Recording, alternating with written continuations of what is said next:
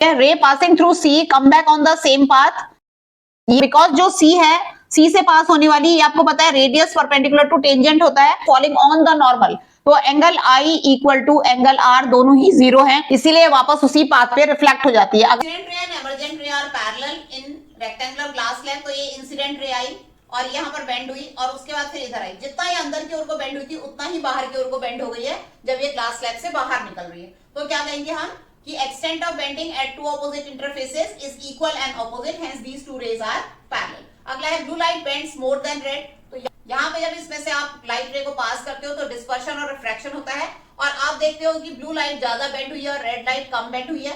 ऐसा इसलिए होता है क्योंकि जो रेड लाइट की वेवलेंथ होती है वो 1.8 टाइम्स ब्लू लाइट की वेवलेंथ की, तो स्पीड भी ज्यादा होती है, तो रेड लाइट जो होती है वो कम बेंड होती है और ब्लू लाइट की बेंडिंग क्या होती है, ज्यादा होती है। अगला है voltmeter is connected parallel to the resistor, suppose करो ये रजिस्टर है तो आप वोल्टमीटर यहाँ पे लगाते हो, ठीक है, because it has to measure potential difference across the two resistors, 2 points, तो वहां पे हम इसको कनेक्ट करते हैं। इसके अंदर क्या होता है, वेरी हाई रेजिस्टेंस होती है जिसकी वजह से इससे कोई करंट पास नहीं होती, सारी करंट यहाँ से निकलती है।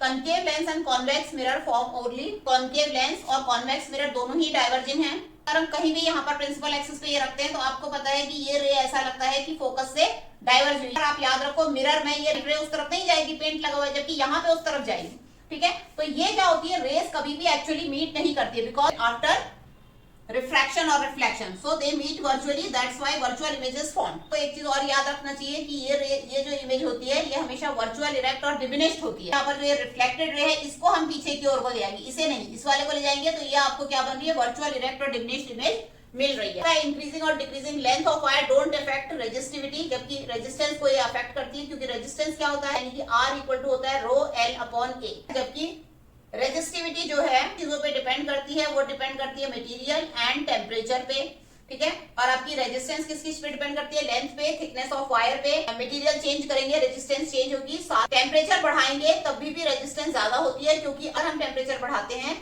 तो इलेक्ट्रॉन्स फास्टर मूव करते हैं लेकिन साथ में एटम्स भी मूव करते हैं, तो एटम्स की वाइब्रेशन तेज हो जाती है जिससे इलेक्ट्रॉन के मूवमेंट पे हिंड्रेंस आती है, जिससे क्या होता है, रेजिस्टेंस बढ़ जाती है। और रेजिस्टिविटी आपकी दो ही चीजों में, रो जिसको कहते हैं, दो ही चीजों पे डिपेंड करती है। मतलब आपका current is higher in parallel than in series for the same set of resistors. अगर आपने 4 ओम के 2 रेजिस्टर यहाँ पर पैरेलल में लगाए, यहाँ सीरीज पे आए, तो नेट रेजिस्टेंस जो होगा यहाँ पे हो जाएगा 8 ओम और यहाँ पे जो नेट रेजिस्टेंस हो जाएगा वो 2 ओम हो जाएगा। 2 ओम है, वैसे भी इक्वल होते हैं तो ये हाफ हो जाते हैं, यहाँ डबल हो जाते हैं। तो जो करंट आएगा सीरीज में वो क्या होगा, कम होगा करंट इन पैरेलल से, क्योंकि यहाँ रुकावट कम है, यहाँ रुकावट ज्यादा, रुकावट यानी कि रेजिस्टेंस वो ज्यादा है।